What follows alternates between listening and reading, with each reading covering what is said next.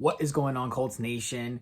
Welcome to the Metaverse. I'm your host, Meta, and today we are going to be talking about the L'Jarius Sneed deal with him going to the Tennessee Titans and what that could mean for the future of the Colts, what they could do to try to get up on Tennessee in this, and what we could do to better our team. Now, first going over the report, L'Jarius Sneed is going to the Tennessee Titans. He signed a 4-year deal worth about $76 million, $19 million a year. 55 of that is guaranteed at signing. Now that's good for Sneed. But Tennessee did need some corner help.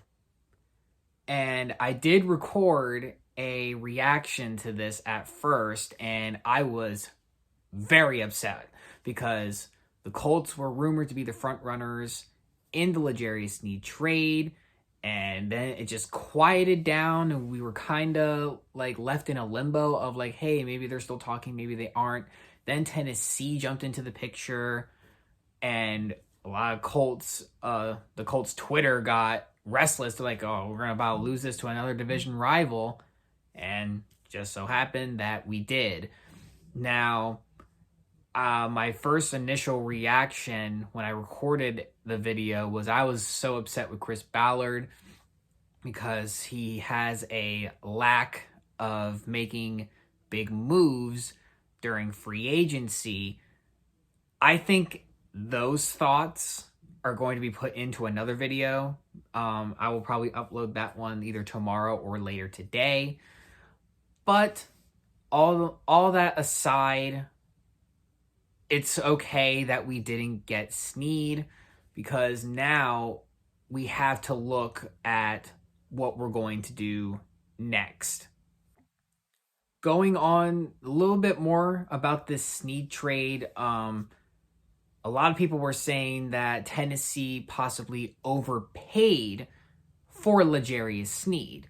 Now, my thoughts on that is it's a little bit of both. I can see why it's a lot of money for a corner who does have an injury history, and him staying healthy, but also at the same time, he is a difference maker on the field.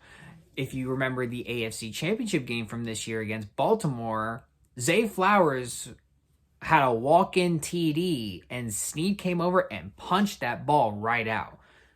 A lot of players don't have that awareness to just do that. Sneed's one of those guys who can make a play at any moment. And not only that, he is a lockdown corner. He has locked down some of the best wide receivers in the league. Some of them only had like 1 or 2 catches for like under 20 yards. You know how hard that is to do in this league?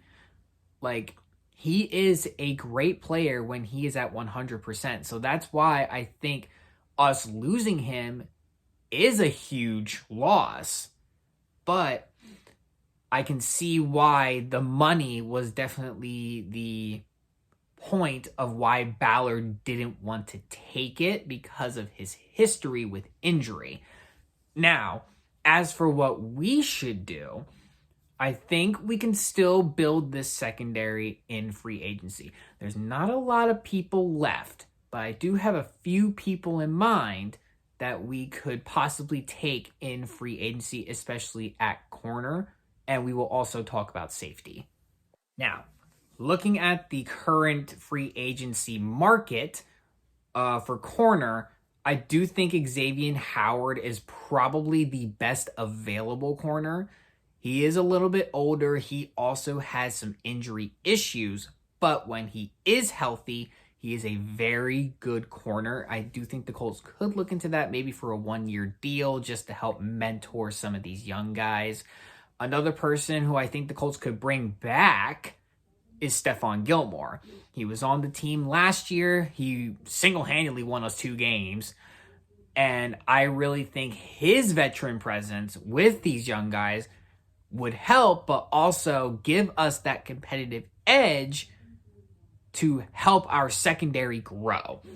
Now, there's two more corners that I really think that the Colts could sign as some good depth pieces.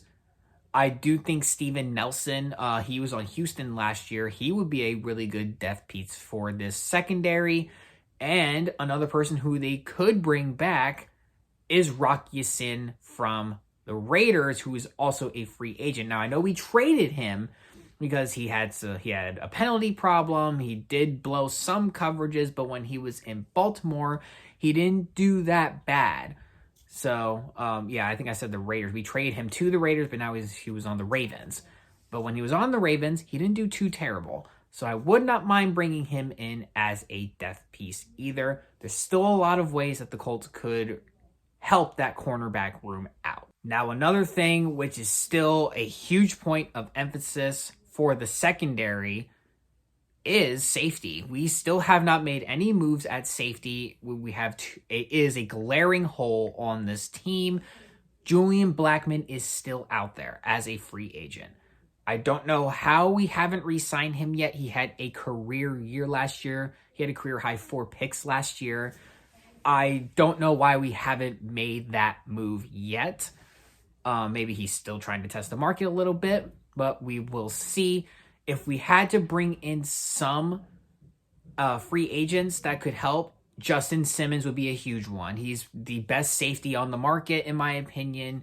He was very good on the Broncos, and I would not mind having him not only as a great safety, but also a great leader for the young guys to help them get better in their careers. Two other people who I would say would help is Quandre Diggs. He was on Seattle for a long time, then he got released. He's also a really good player. I would not mind seeing him in a Colts uniform. And also a sneaky good pick, in my opinion, is Marcus May. He was on the Saints last year, who he had some flashy moments there, and even in his career when he was with the Jets as well. I actually wanted him to come a few years ago, but we couldn't sign him. So those are a few safeties that I think that the Colts could target in free agency that would immediately help this team out. But that's going to do it for today's video, guys. We lost Sneed in the race, but still could use some free agency pickups to better this secondary. Let me know your thoughts in the comments below. Give us your thoughts. And that will be today's video. And as always, go Colts.